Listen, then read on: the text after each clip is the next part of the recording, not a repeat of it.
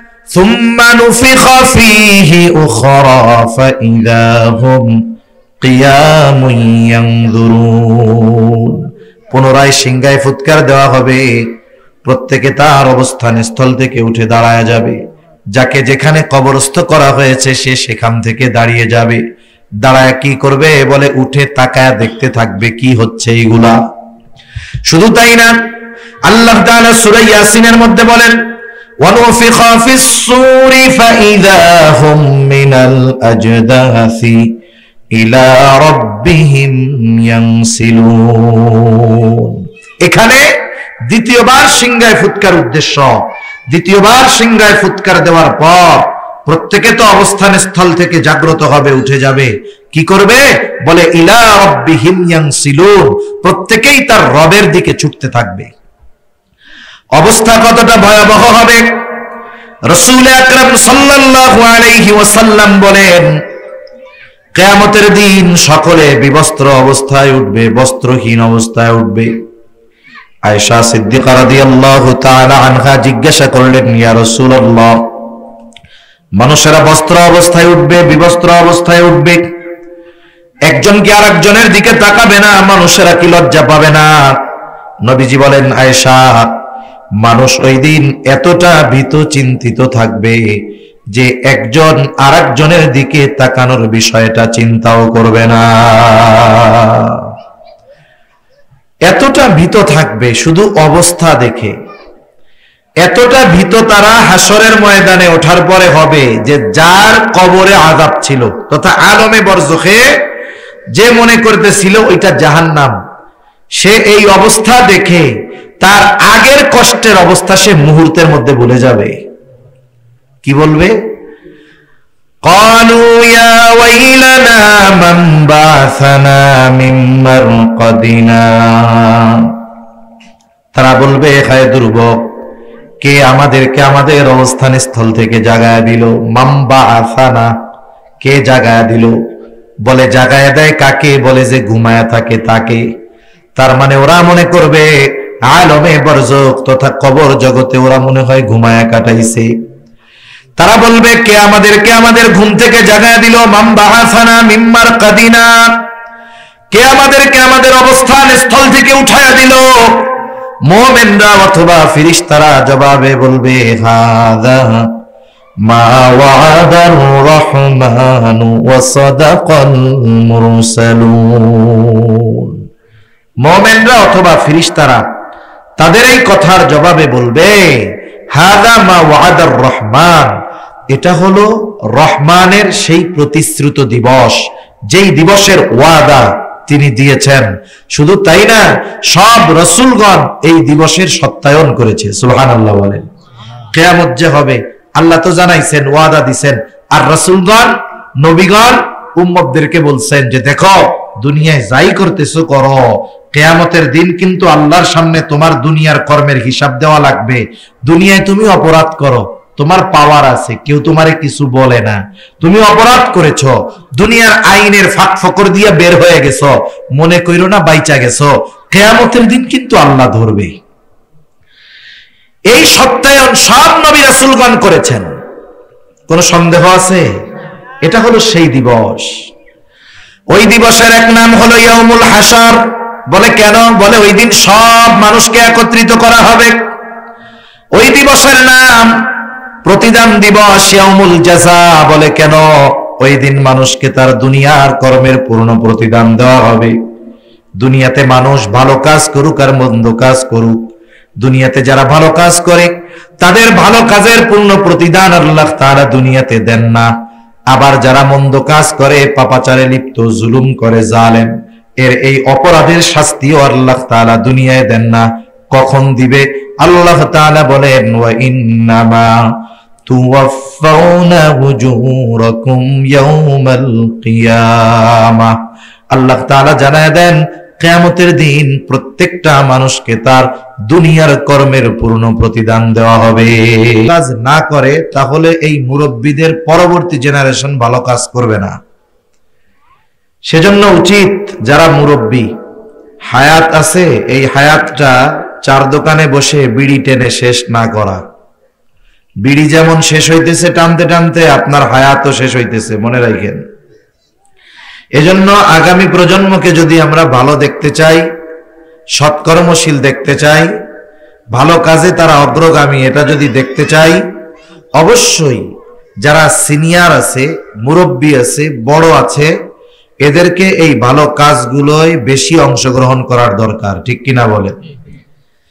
তাই এতটুক কথা বলার দ্বারা আপনারা যারা শুনতেছেন, যে যেখান থেকে যতটুক বুঝতে পারছেন, বুঝলেও আলহামদুলিল্লাহ, না বুঝলেও আলহামদুলিল্লাহ। তা আমি আপনাদের খেদমতে পবিত্র কোরআনুল কারীমের সূরা মুদ্দাসির থেকে কয়েকটা আয়াত তিলাওয়াত করেছি। আল্লাহ তাআলার কাছে তৌফিক চাই, আল্লাহ তাআলা আমাকে নির্ধারিত সময়ের মধ্যে কিছু কথা বলার সুযোগ দান করেন, যে কথাগুলো আমাদের সবার দুনিয়া এবং আখিরাতের জন্য কল্যাণকর হয়। সকলে বলি আমিন। আজকের এই মাহফিল শিরোনামে লেখা সকল কবরবাসীর রূহের মাগফিরাত কামনায়। এটা লেখা নাই যে অমুক ব্যক্তির জন্য অমুক ব্যক্তির মাগফিরাত কামনায়, এখানে লেখা রূহের মাগফিরাত কামনায়। এর দ্বারা একটা বিষয় আমাদের বুঝে নিতে হবে, আমাদের এই বডি, এই দেহ, এটা আসল নয়, আসল হলো রূহ। যেই রূহ কখনো ধ্বংস হবে না, কারণ রূহটা হলো আল্লাহ তাআলার আদেশ। কার আদেশ? জোরে বলেন, আল্লাহ তাআলার আদেশ।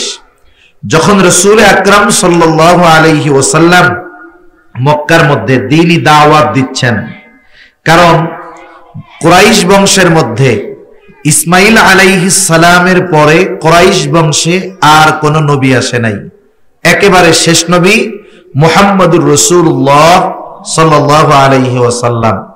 এই জন্য মক্কার মুশরিকরা মনে করত, ভাবত যে নবী সে কখনো মানুষ হইতে পারে না। এজন্য নবীজির ব্যাপারে তারা বলতো, মালি হাযার রাসূল ইয়াকুলুত তাআম ওয়া ইয়ামশি ফিল আসওয়াক। আরে আবার কেমন রাসূল, সে দেখি সে খাবারও খায়, বাজারেও যায়, বিবাহ শাদীও করে, সে আবার কেমনে রাসূল হয়? তারা মনে করতো রাসূল হবে ফেরেশতার মতো। কথা বুঝেন নাই? এখন নবীজি সাল্লাল্লাহু আলাইহি ওয়াসাল্লাম এই কুরাইশ বংশ থেকে আল্লাহ তাআলা তাকে দুনিয়ায় পাঠালেন, উনি নিজেকে নবী রাসূল দাবি করলেন। কাফেররা চিন্তা করতেছে যে নবী এ তো মানুষ হইতে পারে না, আবার চিন্তা করতেছে মুহাম্মদ যেমন মানুষ, তার আখলাক যেমন, চরিত্র যেমন, ও তো মিথ্যা কথাও বলতে পারে না। কথা বুঝেন নাই? এখন মুহাম্মদ কি আসলে নবী কি নবী নয়, এ ব্যাপারটা তাদের বোঝার মতো অনেক যোগ্যতা ছিল তা না। তারা চিন্তা করলো যে আসলে নবী রাসূল কে হতে পারে, এই জিনিসটার সমাধান তারাই দিতে পারবে যাদের মধ্যে অনেক নবীর আগমন ঘটেছে। এরা কারা? বলে এরা আহলে কিতাব। এদের বসবাস কোথায়? ইহুদি খ্রিস্টান, এদের বসবাস বেশি ইয়াসরিব, মদিনায়। মক্কার কাফের সর্দারেরা দুইজন ব্যক্তিকে নিযুক্ত করলো যে তোমরা ওই ইহুদি আলেমদের কাছে, আহলে কিতাব যারা, তাদের কাছে গিয়ে জিজ্ঞাসা করবা আমাদের মধ্য থেকে একজন ব্যক্তি নিজের নবী দাবি করে, এখন সে কি নবী নাকি নবী না, এটা আমরা কেমনে বুঝবো? আমাদেরকে একটু এই জিনিসটা শিখায় দাও। এই দুইজন লোক চলে গেছে সেই মদিনায়, গিয়ে ইহুদি আলেমদের কাছে বলতেছে যে আমাদের মধ্য থেকে একজন তো নবী দাবি করতেছে, সে আসলে নবী কি নবী না কেমনে বুঝবো? ওরা ওই দুইজনকে তিনটা প্রশ্ন শিখাইয়া দিয়েছে। কয়টা প্রশ্ন? তিনটা প্রশ্ন, যে এই তিন প্রশ্ন তাকে তোমরা গিয়ে করবা, কারণ এই তিন প্রশ্নের জবাব কোন নবী ছাড়া দিতে পারবে না। এখন এই তিন প্রশ্ন তারা শিখাইয়া দিছে, এই তিন প্রশ্ন নিয়ে তারা আসছে। প্রশ্ন এক নাম্বার প্রশ্ন হলো, তোমরা তাকে গিয়ে জিজ্ঞাসা করবা আসহাবে কাহাফের ব্যাপারে। ওই যুবকের দল যারা দিন পালনার্থে একেবারে এলাকা ছেড়ে এক গুহার মধ্যে আশ্রয় নিয়েছিল, এই যুবকদের ব্যাপারে জিজ্ঞাসা করবা। দুই নাম্বার তাদেরকে জিজ্ঞাসা করবা এমন এক বাদশার ব্যাপারে যে গোটা দুনিয়া ভ্রমণ করছে। তিন নাম্বার জিজ্ঞাসা করবা রূহ কি জিনিস, রূহ কি জিনিস। এই তিন প্রশ্ন নিয়ে তারা নবীজির কাছে এসে উত্থাপন করছে যে আপনি তো নবী, তাহলে এই 3 প্রশ্নের জবাব আমাদেরকে দেন, কারণ এই 3 প্রশ্নের জবাব নবী ছাড়া কেউ দিতে পারবে না। আল্লাহ তাআলা আমার আপনার নবীকে জানাইলে আমার আপনার নবী জানতে পারবেন। রাসূল আকরাম সাল্লাল্লাহু আলাইহি ওয়াসাল্লাম তাদের বললেন, ঠিক আছে, তোমাদের এই 3 প্রশ্নের জবাব আমি আগামীকাল জানিয়ে দিব। তিনি চিন্তা করেছেন প্রতিনিয়ত প্রতিদিন তো জিবরাইল আলাইহিস সালাম আসেই, তাহলে কালকে যখন আসবে আমি জিজ্ঞাসা করব, অথবা যদি আসে জানায় রাখবো, আমাকে এই প্রশ্নের জবাবগুলো আল্লাহ জানায় দিবে। কিন্তু নবীজি বলছেন আগামীকাল জানায় দিব, ইনশাআল্লাহ বলা হয় নাই। এইবার ওহী আসা বন্ধ হয়ে গেল। আগামীকাল পার হয়ে গেছে, পরশু পার হয়ে গেছে, এভাবে কোন কোন মুফাসসির বলেন 15 দিন পার হয়ে গেছে। প্রত্যেকদিন এসে ওরা জিজ্ঞাসা করে, কি খবর? নবীজি তো বলতে পারেন না, কারণ নবীজি নিজের থেকে তো জবাব দিতে পারবেন না। নবীজিকে ওহীর মাধ্যমে প্রশ্নগুলোর জবাব জানিয়ে দিবেন কে? আল্লাহ তাআলা জানিয়ে দিবেন। এই 3 প্রশ্নের জবাব আল্লাহ তাআলা জানিয়ে দিয়েছেন, সাথে সাথে একটা নির্দেশ, একটা শিক্ষাও আমাদের জন্য আল্লাহ তাআলা দিয়েছেন। শিক্ষাটা কি? আল্লাহ তাআলা বলেন, ওয়ালা তাকুলান্না লিশাইইন ইন্নী ফাইলুন যালিকা গাদা ইল্লা আইয়াশা আল্লাহ। মুসলমানদের প্রতিনিয়ত কথাবার্তার ক্ষেত্রে কিছু শব্দের ব্যবহারে অভ্যস্ত হওয়ার দরকার। এই যে কয়েকদিন আগে একজন, কি নাম জানি, তার নামই দিছে সকৃত নোমান নাকি, এ বলতেছে, আফসোস করতেছে, জিজ্ঞাসা করতেছে যে কেমন আছো? বলে আলহামদুলিল্লাহ। কোথায় যাবা? বা এটা করো, বলে ইনশাআল্লাহ। তারপরে কিছু বললে ধন্যবাদ না দিয়ে বলে জাযাকাল্লাহ। আমরা নাকি ভাষারে নষ্ট করে ফেলতেছি, নাউজুবিল্লাহ বলেন। এই যে শব্দগুলো, এগুলোর সাথে মুসলমানদের প্রতি নিয়ত আচার আচরণ ব্যবহার, এই শব্দগুলোর সাথে মুসলমানদের সম্পর্ক থাকবে। মনে রাখতে হবে, কোন ধর্মের হয়তো ভাষা, কোন ভাষার হয়তো ধর্ম নাই, কিন্তু প্রত্যেকটা ধর্মের কিছু ধর্মীয় পরিভাষা আছে না নাই? আছে। আমরা বাংলা ভাষায় কথা বলি, বাংলাকে ভালোবাসি, মাতৃভাষা, কোনো অসুবিধা নাই। এখন এই বাংলা ভাষায় হিন্দুও কথা বলে, বৌদ্ধও কথা বলে, খ্রিস্টানও কথা বলে, তাহলে এই বাংলা ভাষা সবার ভাষা। তবে ধর্মীয় কিছু পরিভাষা আছে, প্রত্যেক ধর্মেই আছে কিছু ধর্মীয় পরিভাষা। আর আমাদের ধর্মের অন্যতম কিছু পরিভাষার মধ্যে এই পরিভাষাগুলো, যদি কেউ জিজ্ঞাসা করে কেমন আছো, বলবে আলহামদুলিল্লাহ। যদি সে ভবিষ্যতের কোনো কাজ করতে চায়, সাথে বলবে ইনশাআল্লাহ। কেউ যদি তার কোনো উপকার করে, সে বলবে জাযাকাল্লাহ। এই যে বিষয়গুলো, এগুলো আমাদের ধর্মের ধর্মীয় পরিভাষা, ঠিক কিনা বলেন? এগুলো নিয়ে ব্যঙ্গ যারা করে, এরা মূলত ভাষাকে ভালোবেসে বলে তা নয়, বরং এগুলোর দ্বারা তারা তাদের মনের ইসলামের প্রতি যেই বিদ্বেষ, এটাকে তারা ফুটিয়ে তুলে, ঠিক কিনা বলেন? মনে রাখবেন, পৃথিবীর এই বাংলা ভাষা, এই বাংলা ভাষা পৃথিবীর অনেক ভাষার সংমিশ্রণেই হয়েছে। পৃথিবীর কোনো ভাষা বলতে পারবে না যে এই ভাষাটা শুধুমাত্র আমাদের, এর সাথে অন্য কোনো ভাষার সংমিশ্রণ নাই, এটা বলার সুযোগ নাই। আমরা বাংলা ভাষায় প্রতিনিয়ত মিশ্রিত শব্দ ব্যবহার করি, যেই ভাষার সাথে শুধু বাংলার পার্সোনাল ভাষা নয়, ইংরেজি মিশ্রিত আছে, আরবি মিশ্রিত আছে, এই ধরনের বিভিন্ন ভাষা মিশ্রিত আছে।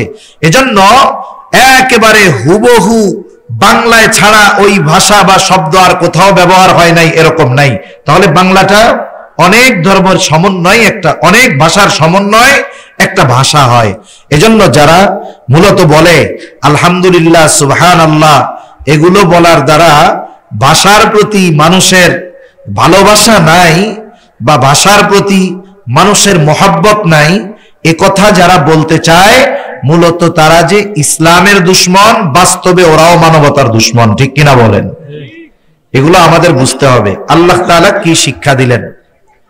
আল্লাহ তাআলা শিক্ষা দিলেন যে আপনি যখন কিছু বলবেন আগামীর জন্য, এরকমটা বলবেন না যে আমি এটা আগামীকাল করব, আমি বলবো, এরকম বলবেন না। বরং কি বলবেন? ইল্লা আইয়াশা আল্লাহ, ইনশাআল্লাহ আমি এটা করব, ইনশাআল্লাহ আমি এটা বলবো। তাহলে বলেন এখন থেকে আমাদের জন্য শিক্ষা কি? বলে আগামীকাল আপনি ঢাকা যাবেন। কেউ যদি বলে তুমি ঢাকা যাবা কবে, বলবেন আগামীকাল যাব ইনশাআল্লাহ। কোন কাজের কথা যদি বলে এটা করছো, তাহলে আমরা বলবো করব ইনশাআল্লাহ, আমি যাব ইনশাআল্লাহ। খাই নাই একটু পরে খাবো, বলবো খাবো ইনশাআল্লাহ। এই শব্দগুলোর ব্যবহার আমাদের মুসলিম সোসাইটিতে, মুসলিম সমাজে বাড়াতে হবে। আর এই শিক্ষাগুলো আমরা পারিবারিকভাবে আমাদের সন্তানদের দিব ইনশাআল্লাহ। দেওয়া যাবে না? আল্লাহ তৌফিক দান করেন। আল্লাহ তাআলা নবীজিকে শিক্ষা দিলেন, উদ্দেশ্য হলো আমাদেরও শিক্ষা দেওয়া। আল্লাহ তাআলা সাথে সাথে এই 3 প্রশ্নের জবাবও পাঠায় দিলেন 2টা সূরার মধ্যে। দীর্ঘ আলোচনা করার মতো সময় সুযোগ নাই। এই 3 প্রশ্নের একটা প্রশ্ন হলো ওয়ায়াসআলুনাকা আনির রূহ, তারা আপনার কাছে জানতে চায়, তারা আপনাকে জিজ্ঞাসা করে রূহ কি জিনিস। সাউন্ড বাড়ান। তারা আপনার কাছে জিজ্ঞাসা করে, আপনার কাছে জানতে চায় রূহ কি জিনিস। আপনি বলে দেন কুলির রূহু মিন আমরি রব্বি, রূহ হলো আমার রবের নির্দেশ, প্রত্যাদেশ, আদেশ। আল্লাহ তাআলার কালাম কোন কথা, কোন নির্দেশ। আল্লাহ তাআলা যেমন চিরন্তন, এই জন্য তার আদেশ, তার নির্দেশ, তার কালাম ওই রকম চিরন্তন। এজন্য এই দেহটা নশ্বর, তবে আমার আপনার রূহ অবিনশ্বর। রূহ কখনো ধ্বংস হয়ে যাবে না। রূহ শুধু আল্লাহ তাআলার নির্দেশে স্থান পরিবর্তন করে। যেমন প্রথমে আমাদেরকে আল্লাহ তাআলা রেখেছেন রূহের জগতে। হাদিসের মধ্যে আসছে নবীজি সাল্লাল্লাহু আলাইহি ওয়াসাল্লাম বলেন, আল্লাহ তাআলা আদম আলাইহিস সালাতু ওয়াস সালামকে বানিয়েছেন মাটি দিয়ে, আর আদম আলাইহিস সালাম থেকে আল্লাহ তাআলা আমাদেরকে বানিয়েছেন আদম থেকে। আদম আলাইহিস সালামকে বানিয়েছেন মাটি থেকে। আল্লাহ তাআলা আদম আলাইহিস সালামের পৃষ্ঠদেশ তথা পিঠ থেকে কিয়ামত পর্যন্ত যত মানুষ আসবে, যত মানুষ আছে, যত মানুষ গেছে, সকলের রূহ আল্লাহ তাআলা একত্রে বাহির করেছেন।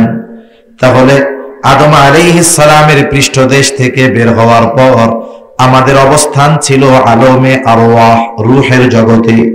যারা এখনো দুনিয়ায় আসে নাই, এরাও রূহের জগতেই আছে। তাহলে রূহের জগৎ থেকে একটা সময় আল্লাহ তাআলা আমাদেরকে পাঠাইলেন মায়ের গর্ভে, এটাকে বলে আলমে বতন। এরপরে আল্লাহ তাআলা আমাকে আপনাকে দুনিয়ায় পাঠাইলেন এরকম একটা সুন্দর দেহ দিয়া, এটা হলো আলমে দুনিয়া। এই দুনিয়ায় যখন আল্লাহ তাআলা আমাকে আপনাকে পাঠিয়েছেন, আমাকে আপনাকে একটা নির্দিষ্ট সময়, নির্দিষ্ট হায়াত দিয়ে আল্লাহ তাআলা পাঠাইলেন। এই দুনিয়ায় আমি আপনি কতদিন বসবাস করব, এটা আল্লাহ তাআলা মায়ের গর্ভে থাকতেই নির্ধারিত করে দিয়েছে। আল্লাহ তাআলা মায়ের গর্ভে থাকতেই নির্ধারিত করে দিয়েছেন। ওই নির্ধারিত সময় আসার আগে একটা মানুষ যত অসুস্থ হোক সে মরবে না, আবার সময় আসার পর যত সুস্থ থাক সে বেঁচে থাকতে পারবে না। যখন আমার আপনার সময় চলে আসবে, অথবা যখন কারো সময় পেরিয়ে যায়, পার হয়ে যায়, ফুরিয়ে যায়, ওই লোকটা ইন্তেকাল করে, মারা যায়। মারা যাওয়ার পর মাইকের মধ্যে ওই ব্যক্তির ব্যাপারে ঘোষণা দেওয়া হয়, অমুক এলাকার অমুক আজ বিকাল 5 ঘটিকার সময় ইন্তেকাল করিয়েছে। আগামীকাল সকাল 9টায় অমুক স্কুল মাঠে তার জানাজা অনুষ্ঠিত হবে। অতএব সকল ধর্মপ্রাণ মুসলমানদেরকে উক্ত মারহুমের রূহের মাগফিরাত কামনায় তার জানাজায় শরীক হওয়ার জন্য অনুরোধ করা গেল। এরকম বলেনি আপনাদের এদিকে? এখন আমরা অন্যের ব্যাপারে এই ঘোষণাটা শুনি। একদিন মানুষ আমার আপনার ব্যাপারে এই ঘোষণাটা শুনবে, আমার আপনার ব্যাপারে বলবে। এই যে ঘোষণা দেওয়ার মধ্যে একটা শব্দ বলে ইন্তেকাল। ইন্তেকাল শব্দটি হলো আরবি শব্দ, অর্থাৎ স্থানান্তরিত হওয়া। মানুষ মারা যাওয়ার পর যখন তার দেহটা রূহ থেকে পৃথক হয়ে যায়, রূহটা দেহ থেকে বিচ্ছিন্ন হয়ে যায়, এই যে সুন্দর একটা দেহ, আমাকে এতকাল আপনি নাম ধরে ডাকতো, আপনাকে নাম ধরে ডাকতো, কিন্তু যখন রূহটা দেহর থেকে বের হয়ে যায় সকলের নাম একই হয়ে যায়। অথচ দুনিয়াতে মানুষের নামের কত ব্যতিক্রম।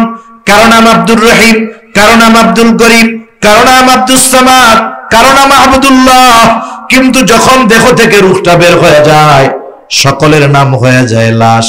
লাশাই উনফি, যার মধ্যে কিছুই নাই। তখন বলে লাশ কোথায় রাখছে? দূরে যদি থাকে মারা যায়, লাশ কখন আসবে, লাশ কোথায় দাফন করা হবে? তার মানে বোঝা গেল এই দেহটা আসল কিছুই নয়, মূলটা হলো আমার আপনার রূহ। তাহলে রূহের নাম হইল আব্দুর রহমান, রূহের নাম হইল আব্দুল্লাহ, আর রূহটা হলো আসল। রূহ কখনো ধ্বংস হবে না, শুধু স্থান পরিবর্তন করবে।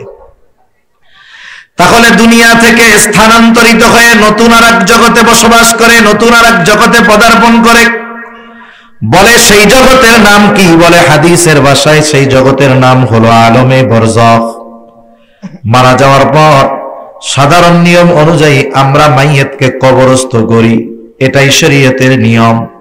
কিন্তু যদি এমন পরিস্থিতি কারো হয়, তাকে বাঘে খেয়ে ফেলছে, হিংস্র প্রাণীতে খেয়ে ফেলছে, আগুন দিয়া পোড়ায় দিয়েছে, এক কথায় কবরস্থ করা হোক আর বাঘ সিংহ খেয়ে ফেলুক, একটা মানুষ ইন্তেকালের পরে সে স্থানান্তরিত হয়ে আলমে বরজখের বাসিন্দা হয়ে যায়। তাহলে আমাদের সকলকে এ দুনিয়া ছেড়ে যেতে হবে, নাকি আবে হায়াত কেউ পান করছে, মরবে টরবে না? আছে নাকি কেউ? এক জায়গায় থাকার সুযোগ নাই, স্থানান্তরিত হওয়া লাগবে। এই যে কবরবাসীর রূহের মাগফিরাত কামনায় এই যে দোয়া মাহফিল, ওয়াজ মাহফিল, এই যে কবরে আমরা যাদেরকে শুয়ায় রাইখা আসছি, দেহটা তো পচে গলে হয়তো মিশে গেছে। আল্লাহ তাআলা চাইলে কারো দেহ ভালো রাখে, সেটা আল্লাহ তাআলা চাইলে সম্ভব। কিন্তু একটা মানুষের দেহ পচে গলে মাটির সাথে মিশে গেলেই যে সে খারাপ, বিষয়টা এমন নয়। এখন দেখেন আমাদের এই যে কবরবাসীর রূহের মাগফিরাত কামনায়, এর দ্বারা বোঝা যায় আলমে বরজখের অবস্থাটা রূহের উপরে প্রভাব বিস্তার করে। দুনিয়ার জগতে কেউ যদি কষ্ট পায়, দেহ এবং রূহ উভয়ের কষ্ট হয়। শান্তি যদি কেউ পায়, দেহ রূহ উভয়টা পায়। কিন্তু আলমে বরজখে শাস্তিটা, কষ্টটা, শান্তিটা এটা রূহের উপরে হয়। এখন আসেন,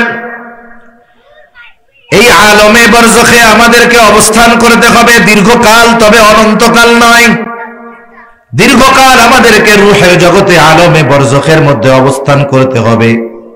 আলমে বরজখের দুইটা অবস্থা। একটা মানুষ ইন্তেকাল করে যখন আলমে আরওয়াহ, রূহের জগৎ থেকে আলমে বাতন, আলমে বাতন থেকে আলমে দুনিয়া, আলমে দুনিয়া থেকে যখন স্থানান্তরিত হয়ে আলমে বরজখে পদার্পণ করে, এই আলমে দুনিয়ায় যদি সে ঈমান আনে, নেক কাজ করে, ভালো কাজ করে, তাহলে তার আলমে বরজখ শান্তির জায়গা হয়ে যায়। আমরা বলি না যে আল্লাহ তার কবরে জান্নাতের বাগান বানায় দিয়েন। আল্লাহ রাসূল সাল্লাল্লাহু আলাইহি ওয়াসাল্লাম বলেন, আমরা যাকে কবরস্থ করে আসলাম তার ওই আলমে বরজখে অবস্থা দুইটার থেকে একটা হয়। হয়তো তার কবরটা জান্নাতের বাগান হয়, নয়তো জাহান্নামের গর্ত হয়ে যায়।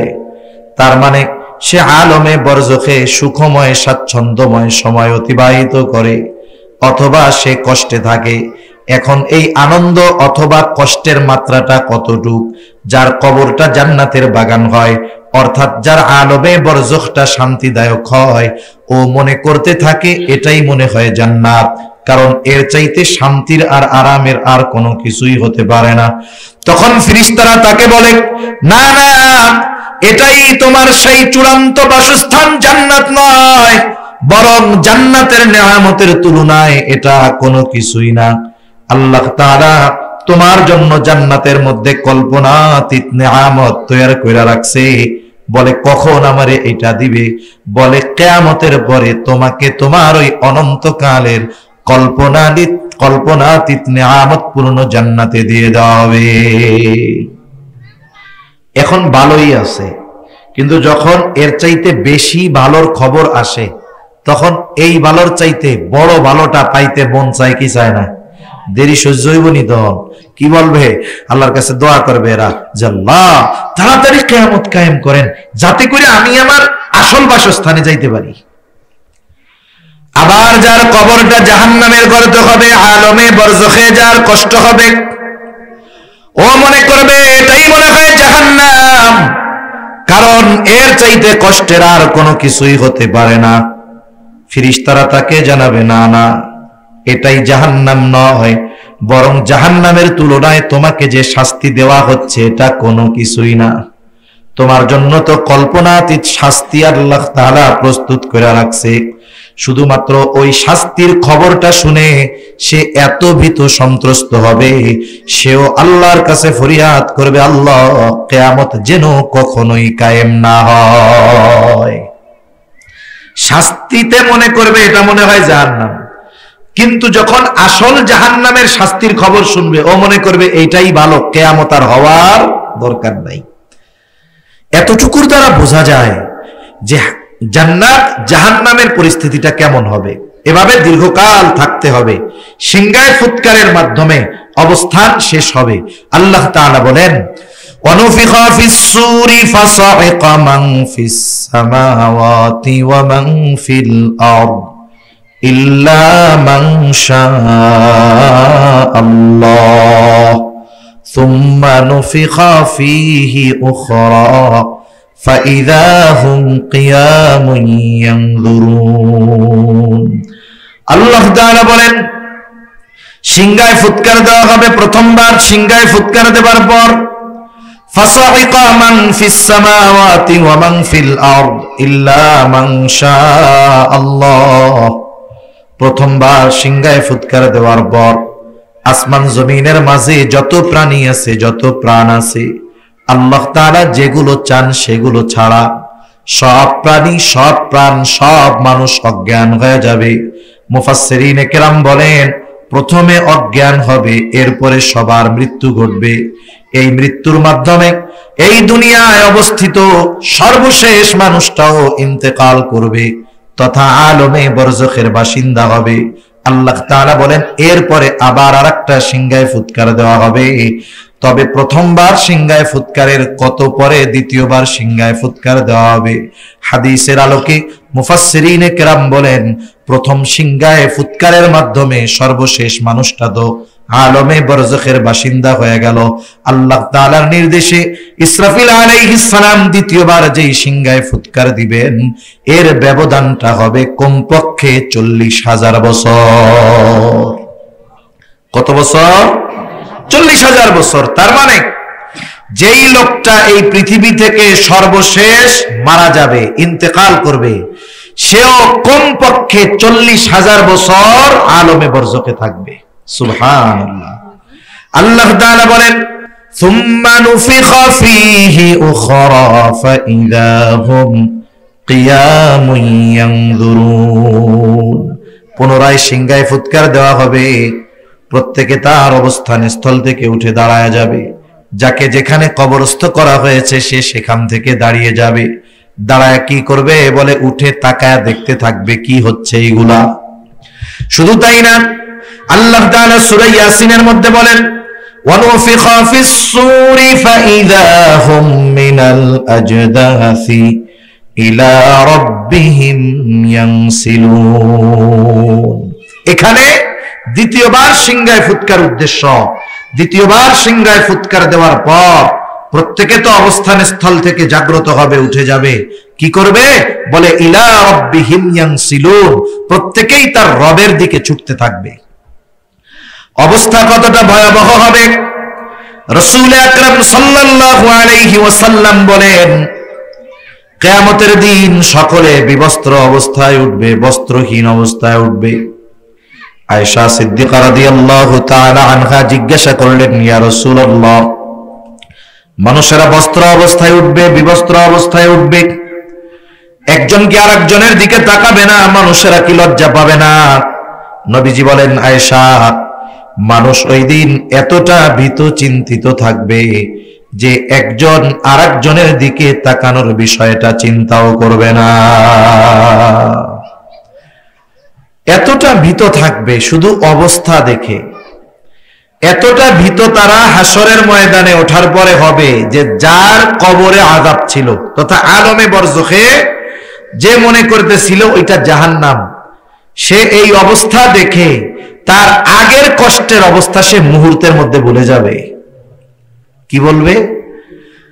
ক্বালু ইয়া ওয়াইলানা মান বা'সানা মিন মারকাদিনা, তারা বলবে, হায় দুর্ভোগ, কে আমাদেরকে আমাদের অবস্থান স্থল থেকে জাগায়া দিল?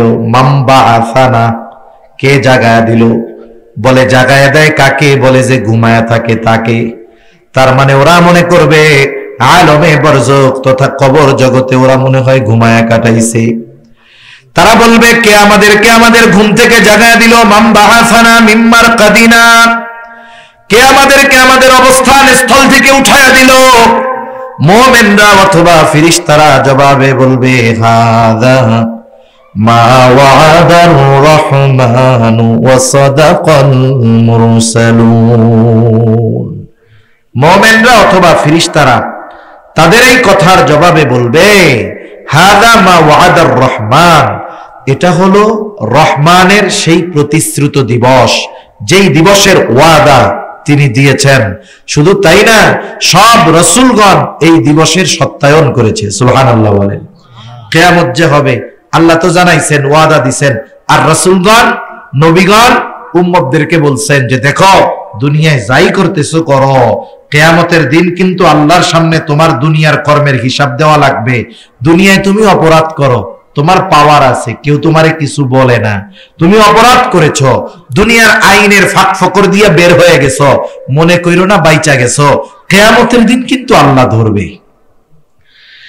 এই সত্যায়ন সব নবী রাসূলগণ করেছেন, কোন সন্দেহ আছে? এটা হলো সেই দিবস। ওই দিবসের এক নাম হলো ইয়াউমুল হাসর। বলে কেন? বলে ওই দিন সব মানুষকে একত্রিত করা হবে।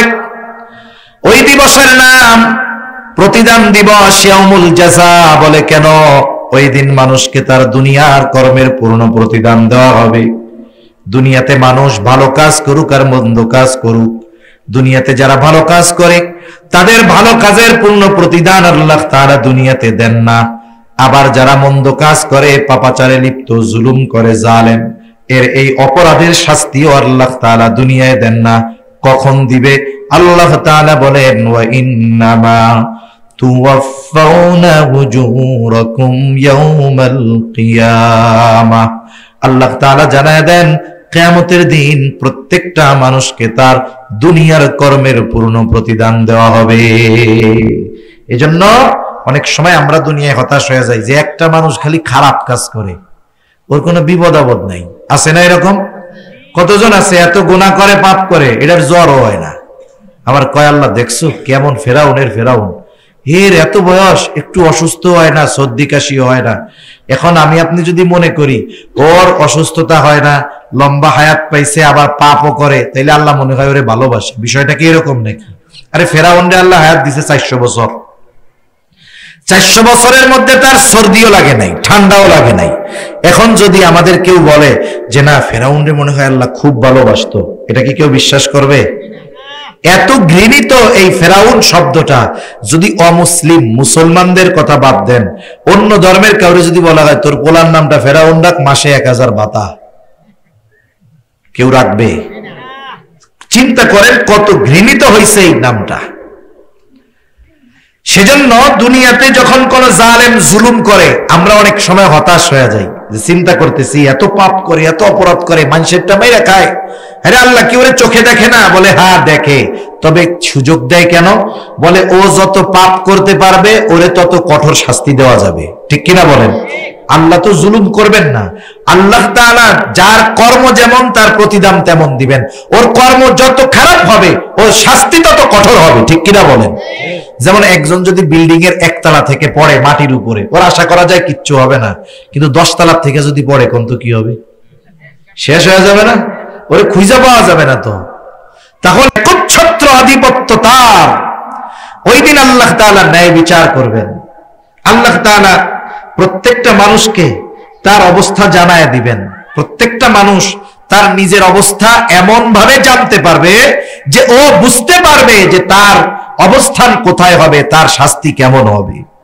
কিয়ামতের ময়দানে কয়েকটা মুহূর্ত হবে সবচাইতে বেশি কঠিন এবং চিন্তার।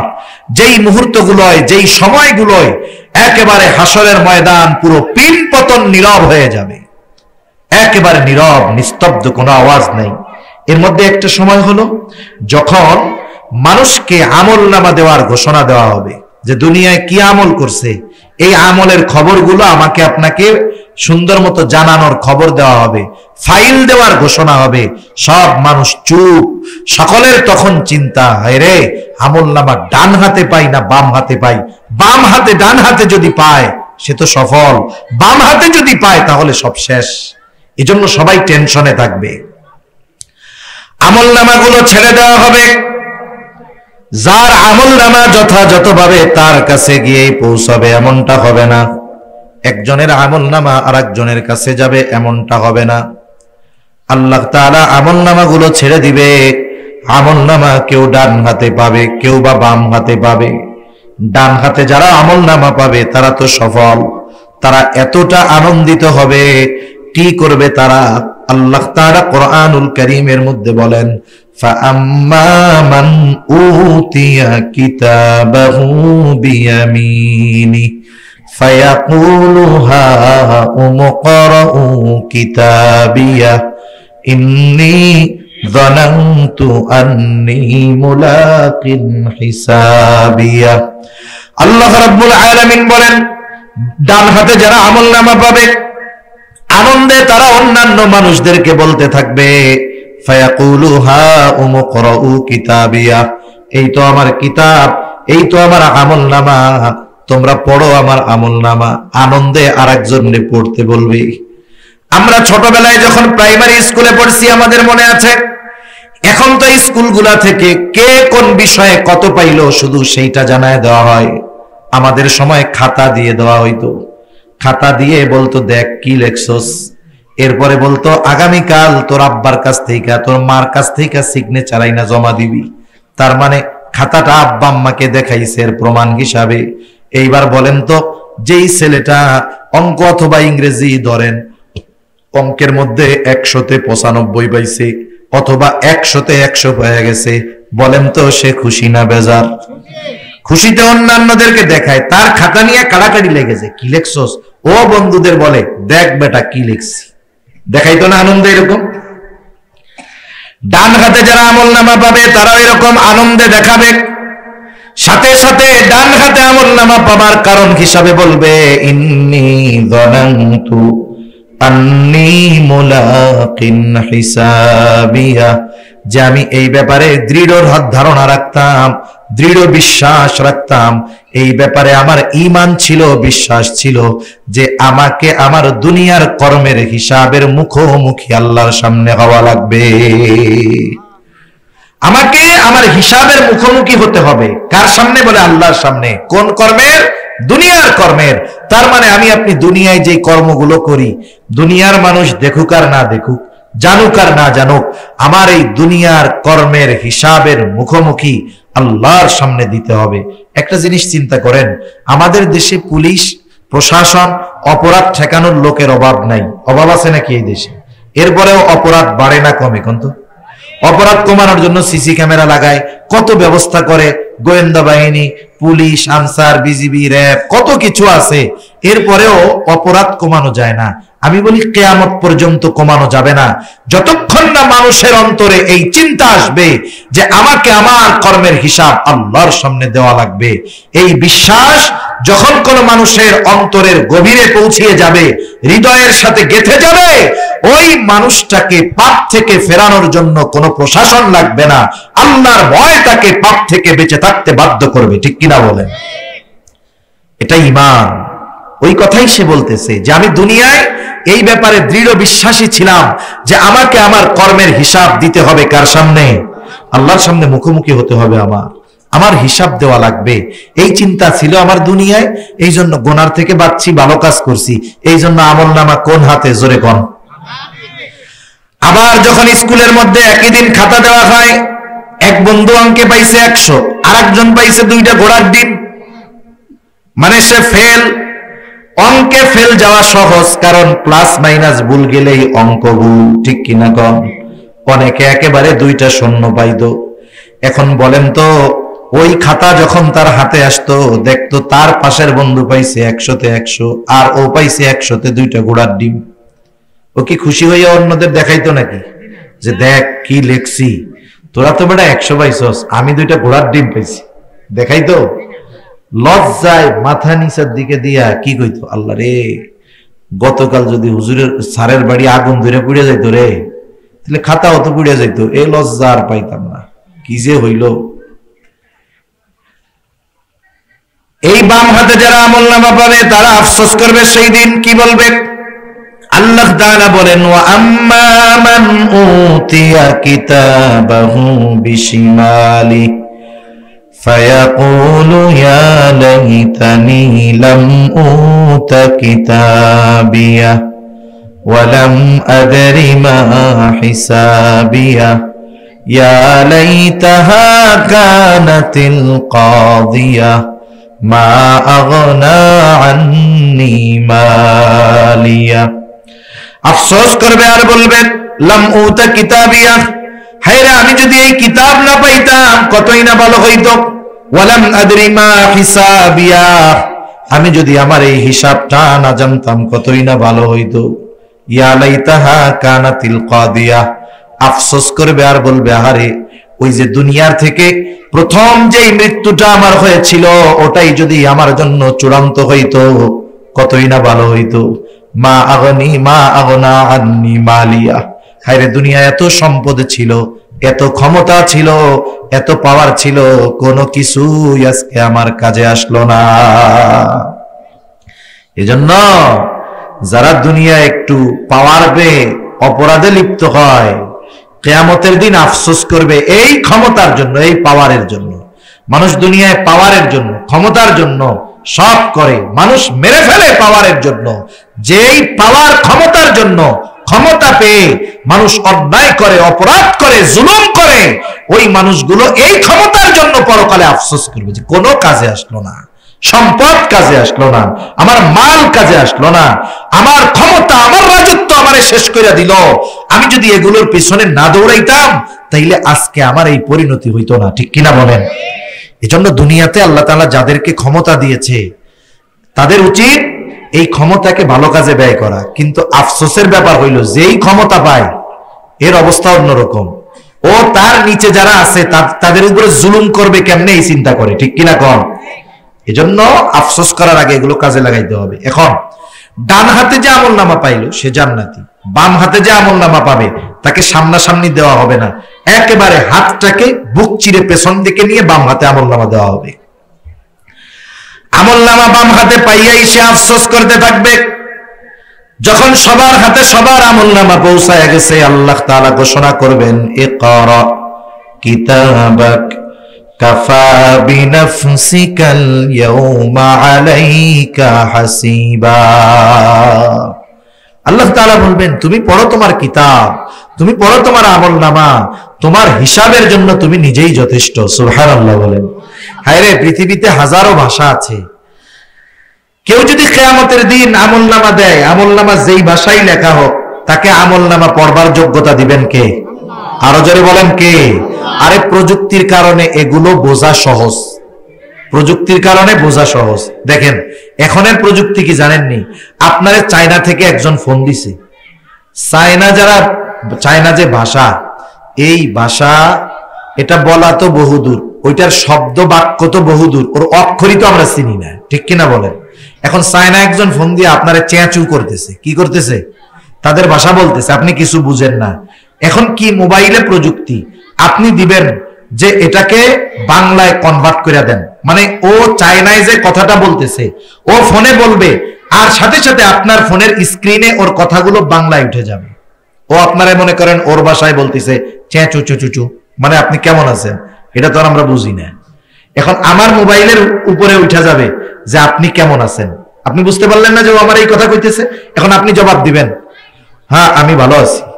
আর ও চায় না, ওর ভাষায় শুনবে চ্যাঁচু ছ্যাঁচু, মানে হ্যাঁ আমিও ভালো আছি। তার মানে চিন্তা করছেন এই দুনিয়ায় একটা মানুষ সে যেই ভাষার হোক না কেন, ওই ভাষার মানুষের সাথে আপনি যদি কোনো কমিউনিকেশন করতে চান, তার কথা যদি বুঝতে চান, আল্লাহ তাআলা মানুষের মাথায় বুদ্ধি দিয়ে দিয়েছে।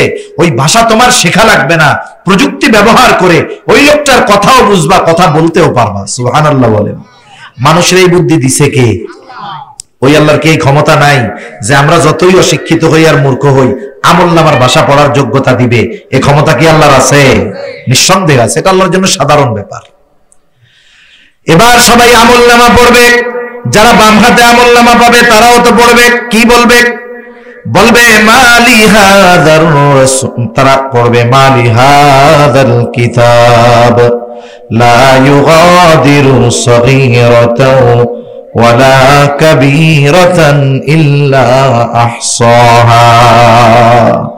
আমলনামা পড়বে আর বলবে কেমন কিতাব, এমন এক আজীব কিতাব, একটা ছোট বড় বিষয় বাদ যায় নাই। এক কথা তার গোটা হায়াতের সর্ববৃহৎ ভালো কাজ মন্দ কাজটাও আছে তার হায়াতের একেবারে ক্ষুদ্র থেকে ক্ষুদ্রাতীত ভালো কাজ মন্দ কাজটাও সেখানে উল্লেখ আছে। সবশেষ কথা হইল ডান হাতে আমলনামা যে পাবে জান্নাতি, বাম হাতে আমলনামা পাবে জাহান্নামী। আল্লাহ তাআলা সেই কথাই বলেন কুল্লু নাফসিন বিমা কাসাবাত রাহিনা ইল্লা আসহাবাল ইয়ামিন। প্রত্যেকটা মানুষ তার কর্মের কারণে আবদ্ধ থাকবে। এখন মুফাসসিরিনে কেরাম বলেন যেহেতু পরবর্তীতে ডান হাতে আমলনামা পাওয়া লোকদের কথা বলা হয়েছে যে তারা নয়, এর দ্বারা উদ্দেশ্য কি হইল?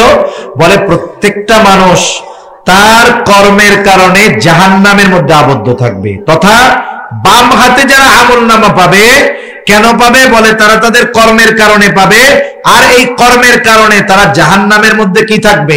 আটক থাকবে, আবদ্ধ থাকবে।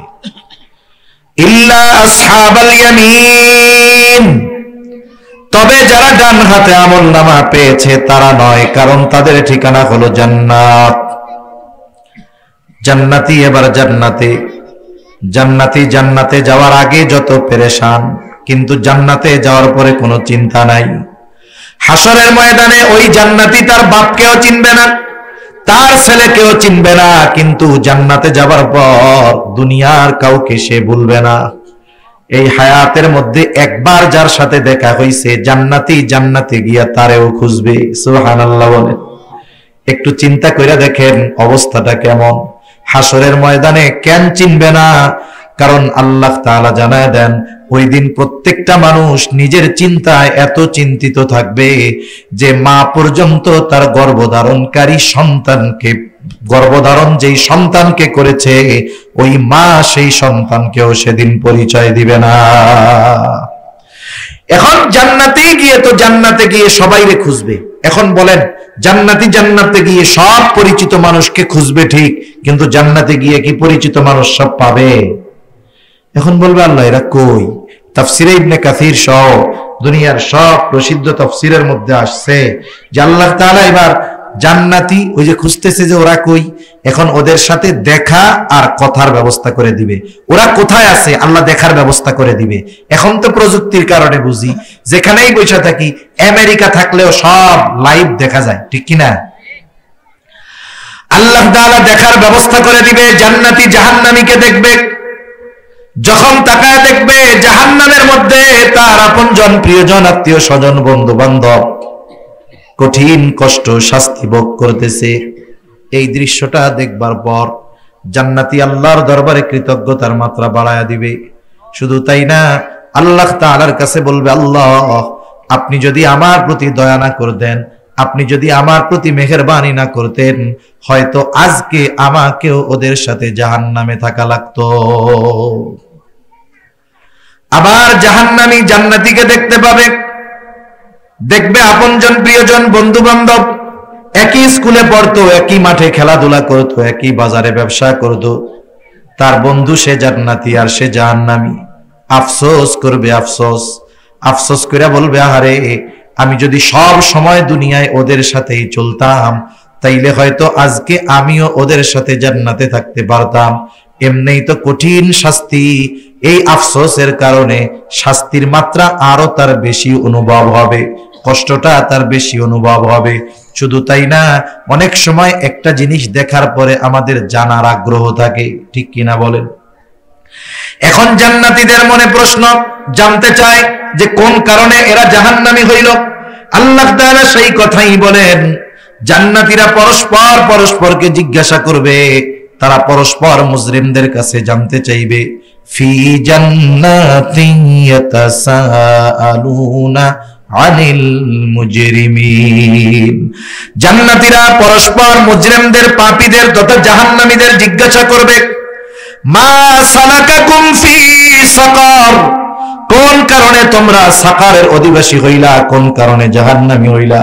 তোমরা তো আমাদের পরিচিত জন ছিলা, এখন কেন জাহান্নামী হইলা? এইবার জাহান্নামীরা জাহান্নামে যাওয়ার কারণ হিসাবে এক নম্বরে বলবে, ক্বালু লাম নাকু মিনাল মুসাল্লিন, আমরা মুসল্লি ছিলাম না। কি ছিলাম না? জোরে বলেন। মুসল্লি ছিলাম না, আমরা তো সিজনাল মুসল্লি, সাপ্তাহিক মুসল্লি, আর হলো রোজার মাসে একটু মুসল্লি হই, বাকি সময় আমাদের সব একরকম, যেই সেই, ঠিক কিনা বলেন? আসলে মুসল্লি কে বলে? হাজারো ব্যস্ততার মধ্যে 5 ওয়াক্ত নামাজ ছাড়ে না যে, ঠিক কিনা বলেন? অনেকে নামাজ পড়ে না, কাজকর্মের দোহাই দিয়ে নামাজ পড়ে না। ব্যবসায়ী নামাজ পড়ার টাইম পায় না, রমজান উপলক্ষে এমন ব্যবসা যে নামাজ পড়ারই টাইম পাইতেছে না। ব্যবসা করে রমজান উপলক্ষে, নামাজ পড়ার টাইম পায় না। সিএনজি চালায়, এত ব্যস্ততা, যাত্রীর চাপ, নামাজ পড়তে পারতেছি না। কৃষি কাজ করে, বলে জমিনে এত কাজ, নামাজ পড়ার টাইম পাই না। এখন বলেন তো, এই যে দোকানদার দোকানদারি করে, সিএনজি ওয়ালা সিএনজি চালায়, কৃষক কৃষি কাজ করে, কেন করে? শখের ঠেলায় করে না, পেট বাঁচানোর লেগে করে, ঠিক কিনা বলেন? জীবন উপকরণের জন্য করে। এখন জীবন উপকরণ এটা বাংলা শব্দ, আরবি শব্দ রিজক। তাহলে মূল কথা আসে, মানুষ রিজক অন্বেষণে, রিজক উপার্জনের জন্য নামাজ পড়ার টাইম পায় না। কথাটা এরকম হয়েছে না? তাহলে ব্যবসায়ী ব্যবসা করে কেন? বলে রিজিকের লেগা। নামাজ পড়ে না কেন? ব্যবসার ব্যস্ততায়। তাহলে বোঝা গেল, ব্যবসা বা উপার্জনের ব্যস্ততায় নামাজ পড়তে পারে না, রিজিক উপার্জন করতে গিয়ে নামাজ পড়তে পারে না। একটু বুঝে থাকলে জবাব দেন তো, জবান খুলে, রিজিকের মালিক কে? আরো জোরে বলেন, কে? আল্লাহ। মানুষ ওই রিজিকের মালিকের ফর্মুলা বাদ দিয়া যদি রিজিক তালাশ করে, হয়তো পরিশ্রমের কারণে কিছু পাবে, তবে ওর মধ্যে কোনো বরকত থাকবে না। কেউ যদি বরকতময় প্রশস্ত রিজিক চায়, আমরা আল্লাহর কাছে মাঝে মধ্যে দোয়া করি এরকম, আল্লাহুম্মা রযুকনা রিজকান ওয়াসিআ, আয় আল্লাহ আপনি আমাদেরকে প্রশস্ত রিজিক দেন, বরকতময় রিজিক দেন। কেউ যদি প্রশস্ত বরকতময় রিজিক চায়, তাহলে রাজ্জাকের ফর্মুলা অনুসরণ করতে হবে। রাজ্জাক রিজিক পাওয়ার পদ্ধতিগুলো জানায় দিতে গিয়ে অন্যতম একটা পদ্ধতির কথা আল্লাহ তাআলা বলেন, কি কাজ করলে রিজিক পাওয়া যায়? আল্লাহ তাআলা বলেন, তুমি মুসল্লি হও, তোমার ঘরের মানুষগুলারে মুসল্লি বানায় ফেলো। তুমি নামাজি হও, ঘরের মানুষগুলারে নামাজি বানাও। আল্লাহ তাআলা বলেন, ওয়া'মুর আহলাকা বিস-সালাতি ওয়াসতাবির আলাইহা লা নাসআলুকা রিজকা। আল্লাহ তাআলা বলেন, তুমি তোমার অধীনস্থদেরকে নামাজের আদেশ দাও, তুমিও নামাজের উপরে অটল থাকো। তুমি নামাজি, ঘরের মানুষ নামাজি, কি হবে রে বান্দা? আল্লাহ তাআলা বলেন, আমি তোমার কাছে রিজিক চাই না, লা নাসআলুকা রিজকা, আমি আল্লাহ তো তোমার কাছে রিজিক চাই না। তুমি নামাজি হয়ে যাও, ঘরের মানুষ যদি নামাজি হয়ে যায়, আল্লাহ তাআলার ওয়াদা, আল্লাহ তাআলা বলেন, নাহনু নারযুকুকা, এই নামাজি হওয়ার কারণে আমি আল্লাহ তোমাদের রিজিক দিয়া দিব। বরকতময় রিজিক নামাজ পড়লে দিবে কে? শোনেন, আপনারা কুমিল্লার মানুষ, এই কুমিল্লার মানুষ প্রবাসে সবচেয়ে বেশি থাকে। একটা অনুসন্ধান দেখলাম, প্রায় রেমিটেন্সের 18 ভাগ, রেমিটেন্সের 15 থেকে 18 ভাগ আসে কুমিল্লার মানুষের মাধ্যমে। দেখা যাবে প্রায় ঘরের মধ্যেই প্রবাসী আছে, আছে না এরকম? এই যে অবদান আপনাদের, এইরকম অনেক মানুষ আমাদের কাছে ফোন দেয়, ফোন দিয়ে কয় হুজুর একটু দোয়া করেন, মেসেজে দোয়া করেন। কি হয়েছে, কি জন্য দোয়া? বলে হুজুর বরকত নাই, সম্পদ টম্পদ টিকে না। কেন টিকে না? নামাজ কালাম পড়ো? বলে হ্যাঁ হুজুর পড়ি, কোনো বদ নেশা নাই। কারণ বিদেশে যারা থাকে এদের 3 ধরনের নেশা বেশি থাকে। কয় ধরনের? একটা হলো নারীর নেশা, একটা হলো মদের নেশা, আর একটা জুয়ার নেশা। এই 3টা যেই প্রবাসীরে ধরবে, মনে করেন যে এই 3 রোগে যেই প্রবাসী আক্রান্ত হবে, ওরে বিদেশ থেকে আনার সময় দেশের থেকে জমি বেচা টাকা পাঠানো লাগবে। ঠিক কিনা কন? এই 3 রোগে ধরলেও শেষ। আমি বলে যে না হুজুর আমি এসব কোনো কিছুর মধ্যে নাই, বিড়ি সিগারেটও খাই না। তাহলে কি হয়েছে, নামাজ কালাম পড়ো? বলে না নামাজ কালাম পড়ি হুজুর, সব ঠিক আছে। তাহলে এত উপার্জন করো, লাখ টাকা উপার্জন করো, টিকে না কেন? তুমি নামাজ কালাম পড়ো, বাড়ির অবস্থা কি? তখন কয় হুজুর এইটাই সমস্যা, এর লেগেই দোয়া করেন হুজুর। বউটা নামাজ পড়ে না হুজুর, পর্দা করতে বলি হুজুর করে না, মেয়েটাও কথা শুনে না, মার মতো হইছে। আমি কই তুমি তো ফুটা কলসে পানি ঢালতেছো, তোমার ঘরের মানুষ নামাজি নয়, তোমার অধীনস্থ মানুষজন নামাজি নয়, তুমি উপার্জন করবে অনেক বেশি, কিন্তু এর মধ্যে আল্লাহ বরকত দিবে না। ঠিক কিনা বলেন? অথচ দেখেন তো আপনাদের মসজিদের ইমামের বেতন দেন কত? বাস্তবতা হলো একজন কৃষক, একজন রিকশাওয়ালা, একজন ইজি বাইকওয়ালা যা উপার্জন করে তার চাইতে ইমামের বেতন অনেক কম। ঠিক কিনা কম? এটা বাস্তব কথা, সত্য কথা। বরং ইমাম সাহেব যদি কয় যে রোজার মাস আসছে, সোলার কেজি 130 টাকা, 2000 টাকা বেতন বাড়ান, 2 মাস ধরে মিটিং করবে, বেতন বাড়বে 500। কত মিটিং করা লাগে, অথচ টাকা কিন্তু একা দিবে না কমিটি, টাকা সবাই মিলে দিবে। ইমামের বেতন বাড়ানোর ক্ষেত্রে এত কার্পণ্যতা কেন? আপনারা বাড়ান না, তাদের কষ্ট হয় ঠিক, কিন্তু কোন সময় মানুষের কাছে সে মুখাপেক্ষী হয় না, মানুষের কাছে যায় না। এই অল্প উপার্জনে চলে কেমনে? বলে আপনি কোন ইমামের ঘরে বেনামাজি ওয়াইফ পাবেন না। ইমামের স্ত্রী নামাজি, ইমামের ঘরে মা বাবা থাকলে সেও নামাজি, সন্তানগুলাও নামাজি। ওই যে ইমামের ঘরে যেহেতু সবাই নামাজ পড়ে, ছোট 2 বছরের বাচ্চা থাকলেও মা বাপরে দেখা দেখা সেজদা দেয়। ইমাম সাহেব নিজে আবার নামাজি, উপার্জন যদিও কম, ঘরের মানুষ আর নিজে নামাজি হওয়ার কারণে অল্প উপার্জন দিয়ে আল্লাহ সুবহানাহু ওয়া তাআলা সম্মানের সাথে তার জীবন চালায় দেয়। যদিও কষ্ট হয়, কিন্তু অসম্মানের সাথে তার জীবন চলে না, সম্মানের সাথে জীবন অতিবাহিত হয়ে যায়। ঠিক কিনা বলেন? আপনি এই বেতনটা আপনার এলাকার একজন মানুষ, যার ফ্যামিলিতে তার সমান মানুষ, মানে ইমাম সাহেবের যে কয়জন পরিবারের লোক, আর একজন সাধারণ মানুষ বেনামাজি, তার পরিবারে ওই কয়জন লোক, তাকে দিবেন, ও মাস শেষে কবে এটা আমার বিড়ির টাকাও হয় নাই। কথা ভুল কইছি?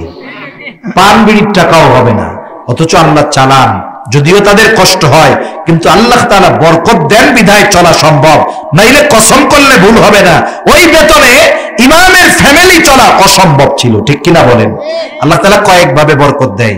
আল্লাহ তাআলা সরাসরি পরিমাণের মধ্যেও কখনো বরকত দেয়, আবার কখনো আল্লাহ তাআলা অল্প ব্যয়ে বড় জিনিস দান করে। যেমন একটা উদাহরণ দেই, আলোচনা বেশি লম্বা আর করব না, শেষ সময়।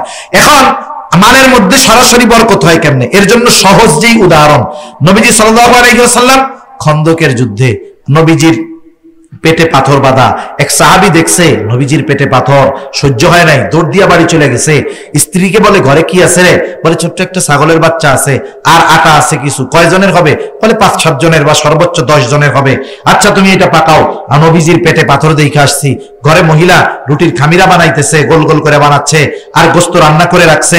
নবীজির কাছে গিয়া বলতেছে, ইয়া রাসূলুল্লাহ আপনার পেটে পাথর বাঁধা, আমি একটু খাবারের ব্যবস্থা করেছি, আপনি সহ 5-7 জন 10 জন গেলে হয়। খাবার কয়জনের? সর্বোচ্চ। নবীজি বলতেছে সবাই চলো। 1000-এর উপরে সাহাবায়ে কেরাম, 1000-এর উপরে। এখন চিন্তা করতেছে সাহাবী, চিন্তা করতেছে অবস্থা তো খারাপ, 10 জনের খাবার এত জনকে কেমনে খাওয়াবে? দৌড়ায় চলে গেছে বাড়ি, বলে অবস্থা তো এই। এখন বলতেছে তুমি কি সবাইরে আসতে বলছো? বলে না, আমি তো নবীকে বলছি যে 10 জনের হবে সর্বোচ্চ, আপনি আর কয়েকজন আসেন। স্ত্রীর ঈমান কেমন? বলে তোমার কোনো টেনশন নাই, নবী যেহেতু বলছে ব্যবস্থা আল্লাহ করবে। এইবার আসছে ঘরে, বলে শোনো, পাতিল থেকে শুধু দিতে থাকবা, এটা ওপেন করার দরকার নাই। আমি তোমার হাতে ওই আটার খামিরা কাপড় দিয়ে ঢেকে রাখছে, দিব, রুটি বানাইতে থাকবা, আর এক গ্রুপ ঘরে আসবে আর খাইতে থাকবে। দেখা গেল কি হলো, এই 1000-এর উপরে মানুষ খানা খাইলো, ওনার পরিবার খানা খাইলো, অবশিষ্ট রয়ে গেছে সব, নবীজি বললেন সবাইরে দিয়ে দাও। বর্ণনাকারী বলতেছে যে এই খাবার আমরা তো খাইছি, এত মানুষ খাইছে, আমার প্রতিবেশী পরিজন সবাইকে দিয়েছি। সুবহানাল্লাহ বলেন। এটা হলো সরাসরি সম্পদের মধ্যে বরকত। আরেকটা হলো পরিমাণ, আরেকটা হলো বরকতটা পুরোপুরি মূল মালে না। বরকত কি দেখেন, সমাজে এরকম লোক আছে এক ডিশ খায় ওর পেট ভরে না, আছে না নাই? তরকারি 15 পদের দেয় ওর তাও ভরে না, কিন্তু আল্লাহ তাআলা কিছু বান্দারে দিছে এই কয়টা ভাত খাবে, একটু ডাউল হবে, একটু ভর্তা হবে, পেট ভরে গেছে। দেখা যাবে ওর এক বেলায় যে খরচ হয় এই লোক 10 বেলা ওই খরচে চলতে পারে, কারণ তার খাবার প্রয়োজন যেই কারণে আল্লাহ তাআলা অল্পতে তার প্রয়োজনটা মিটায়া দেয়। সুবহানাল্লাহ বলেন। এজন্য নামাজের মাধ্যমে এই বরকত আল্লাহর থেকে পাওয়া যায়। তাহলে আমাদের দুনিয়ায়ও যদি লাভ চাই, নামাজি হওয়ার দরকার আছে না নাই? আছে। দেখবেন অনেক জায়গায়, আপনাদের এখানের খবর তো জানি না, অনেক জায়গায় হবে কি মাহফিলের সময় লোকজন নাই, লাস্টে যখন দোয়া হবে এইবার হালুয়া আছে, খাবার আছে, দেখবেন যে লোকজন আর ধরে না, হয় না এরকম? তার মানে বোঝা গেল, দেখছেন এই ভালো কাজের মধ্যে আসলে দুনিয়ায়ও পাওয়া যায়, আর আগে যদি আসতো আখেরাতেরটাও পাইতো। ঠিক কিনা বলেন? এজন্য জাহান্নামীরা জাহান্নামে যাওয়ার 1 নম্বর কারণ বলে আমরা মুসল্লি ছিলাম না, আর আমরা বলি আমরা মুসল্লি হব। কি হব জোরে বলেন? মুসল্লি হব। 2 নম্বর কারণ ওরা বলে ওয়ালাম নাকুনু তুইমুল মিসকিন, আমরা মিসকিনদেরকে খানা দিতাম না, আর আমরা মিসকিনদের খানা খাওয়াবো। খানা খাওয়ানো ফজিলতের কাজ। বিশেষ করে এই যে রমজান মাস আসতেছে, অনেক সময় দেখা যাবে আপনার ছেলেটা বিদেশে আছে, আপনি টাকা পয়সার মালিক, কিন্তু পাশের বাড়ির লোকটা গরিব, কৃষি কাজ করে, অন্যের জমিতে খাটে। বলেন তো জমিতে খাইটা ওই লোকটার যদি সারাদিন রোজা রাখতে হয়, কষ্ট বেশি না কম? আপনি 5, 7, 8 প্রকারের জিনিস দিয়ে ইফতার করেন, 5-6 প্রকারের খাবার দিয়ে সাহরি করেন, বলেন তো শুধু 1 প্রকারের তরকারি দিয়ে সাহরি খাইলে সাহরি মনে হয় হবে না? আপনি একটু নিজের আইটেম কমায় দেন, খরচটা কমায় দেন। ওই প্রতিবেশী লোকটা চিন্তিত যে পরিশ্রম করে কেমনে রোজা রাখবো, আর যদি পরিশ্রম না করি তাহলে কি খায়া রোজা রাখবো। আপনি তাকে বলেন ভাই রোজার মাস, এই কয়দিন তোমরা 2 জন স্বামী স্ত্রী আমার বাড়ির মেয়ে, কিচ্ছু বলা লাগবে না। ওই লোকটা নিঃসন্দেহে সর্বদা আপনার জন্য দোয়া করবে, সাথে সাথে সে রোজা রাখবে, আপনার বাড়িতে সাহরি করবে, ইফতার করবে। এই যে করাইলেন আপনি, আমি রোজা রাখলাম, কবুল হবে কি হবে না আল্লাহ জানে, কিন্তু যাকে ইফতার করাইলেন, সাহরি খাওয়াইলেন, ওই রোজার দ্বারার যে সওয়াব পাবে, ওই রোজাদারের সমপরিমাণ সওয়াব আল্লাহ আমাকে আপনাকে দিয়ে দিবে। এজন্য আমরা আমাদের প্রতিবেশীর দিকে একটু নজর রাখবো, বিশেষ করে রোজার মাসে রাখবো তো ইনশাআল্লাহ। আপনার কারণে যদি একজনের ইবাদতটা সহজ হয়, আসান হয়, প্রতিদান পাবো না এটা হতেই পারে না। 3 নম্বর ওয়া কুন্না নাখুদু মাল খাইদিন, অনর্থক অহেতুক মজলিসে যারা লিপ্ত থাকতো আমরাও তাদের সাথে গিয়ে বসতাম। চায়ের দোকানগুলো হলো অনর্থক মজলিসের এক আখড়া। ঠিক কিনা বলেন? এজন্য এই সব মজলিস থেকে বাঁচতে হবে। 2 ধরনের মজলিস ছাড়া বাকি সব মজলিস বিপদের। এক ধরনের বলে যেই মজলিসের মধ্যে দুনিয়াবি কল্যাণ আছে, দুনিয়ার উপকার আছে। 2 নম্বর ওই মজলিস যেই মজলিসের মধ্যে আখিরাতের উপকার আছে। এই 2 ধরনের মজলিস ছাড়া যেখানেই বসবেন দেখবেন ওই মজলিস এক সময় কথায় কথায় কথায় গোনার দিক চলে গেছে। ঠিক কিনা বলেন? অনেক সময় রোজার দিনও আমরা দেখি আমাদের মা বোনরাও এগুলা করে বসে, 3-4 জন বসে, রান্না বান্না তো কিছু নাই রোজার মাসে, দুপুরে রান্না বান্না করা লাগে না। এখন ওই পাড়ার এই ভাবিটা বিয়াসে এক জায়গায় বসে, এবার গল্প করতে করতে আস্তে গিবত শুরু হয়ে যায়। অমুকের ভাই ভালো না রে, অমুক যে রোজা রাখে, কি রোজা যে রাখে, এরকম গল্প শুরু হয় কি হয় না? পুরুষের মধ্যেও হয়, নারীদের মধ্যেও হয়। এই যে আপনি রোজা করতেছেন, নবীজি বলেন কিছু লোকের রোজা হয় না খেয়ে থাকার নামান্তর, মানে না খাইয়াই শুধু থাকে, কিন্তু রোজার যেই ফজিলতের কথা আল্লাহ ঘোষণা করেছেন এই ফজিলত থেকে এই ধরনের মানুষ বঞ্চিত হয়। এজন্য রোজা রেখে আমাদেরকে জবানের গুনাহ, চোখের গুনাহ, অন্তরের গুনাহ, সব গুনাহ থেকে বাঁচতে হবে, গুনার মজলিস থেকে বাঁচতে হবে। আমরা আমাদের ইমাম সাহেবদেরকে এরকম বলবো, হুজুর আপনি এই রোজার মাস আমাদের একটু কোরআন শিক্ষার ব্যবস্থা করেন, মাসলা মাসাইল শিক্ষার ব্যবস্থা করেন, সময়গুলো দ্বীনি কাজে ব্যয় করার চেষ্টা করবো তো ইনশাআল্লাহ। নাইলে কি হবে? রোজার ফরজ আদায় হবে কিন্তু ফজিলত লাভ হবে না। এরপরে 4 নম্বর ওয়া কুননা নুকাযযিবু বিয়াউমিদ্দিন, আমরা কিয়ামতের দিবসকে অস্বীকার করতাম। এটা দুভাবে হতে পারে, একটা হলো সরাসরি অস্বীকার করে, আর একটা হলো কিয়ামতের ব্যাপারে কোনো সেদ বেদ নেই, মানে কোনো চিন্তা নাই, গাফেল, ওর যে হিসাব দিতে হবে ও বিশ্বাস করে, কিন্তু এটা নিয়ে ওর কোনো চিন্তা নাই, উদাসীন। দুইজনেরই অবস্থা খারাপ। একজন তো অস্বীকার করার কারণে একেবারে অনন্তকাল জাহান্নামী, আর একজন উদাসীনতার কারণে যদি ইমানদার হয় তাহলে সে দীর্ঘকাল জাহান্নামে থাকবে। এখন বলবে এভাবে চলছে দুনিয়া, যা মন চাই করলাম, নামাজ পড়লাম না, গরিব মিসকিন অসহায়দেরকে খানা দিলাম না, অহেতুক মজলিসে হায়াত পার করে দিলাম, কিয়ামতের ব্যাপারে বিশ্বাসী ছিলাম না, হাত্তা আতানাল ইয়াকিন, দৃঢ় সত্যের আগমন ঘটলো, অর্থাৎ মৃত্যু চলে আসলো, তাওবা করতে পারলাম না, ভালো কাজ করতে পারলাম না, এখন ঠিকানা জাহান্নাম। আর আল্লাহ বলেন ফামা তানফাউহুম শাফাআতুশ শাফিঈন, এই ধরনের লোক যেগুলা, এদের জন্য আল্লাহ তাআলা কোন সুপারিশকারীর সুপারিশ কবুল করবেন না। এখন দেখেন কেন করবেন না? একটা মানুষ একটা অপরাধ করছে, বিচারের সময় জানা গেল যে এটা যে অপরাধ সে সেইটা জানে না। বিচারক কি বলবে? যেহেতু জানে না, প্রথমবার তাকে সুযোগ দেওয়া হলো, পরবর্তীতে কোনো ছাড় নাই। এখন কিন্তু একই অপরাধ যদি 15 বার করে আগে, ওই অপরাধের কারণে আবার যখন ওই বিচারকের কাছে ধরা খাবে, কোন কারণে ধরা খাইছে? বলে এই অপরাধে, বলে আগে 15 বার করছে এইটা, তার মানে ও ইচ্ছা করে বুঝে শুনাই করে, ওর শাস্তি হবে ডাবল। ঠিক কিনা বলেন?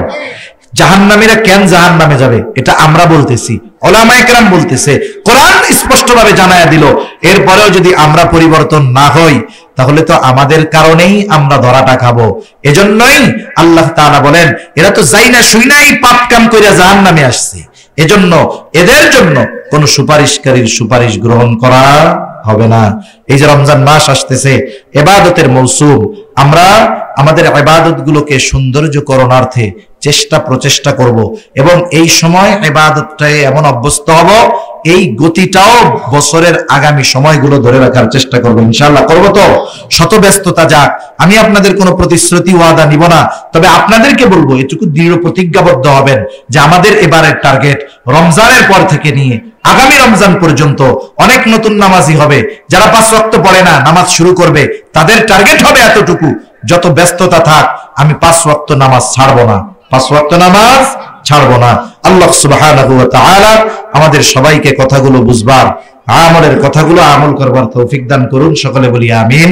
ওয়া আখিরু দাওয়ানা আনিল হামদুলিল্লাহি রাব্বিল আলামিন। আসসালামু আলাইকুম ওয়া রাহমাতুল্লাহি ওয়া বারাকাতুহু। সুবহানাল্লাহ।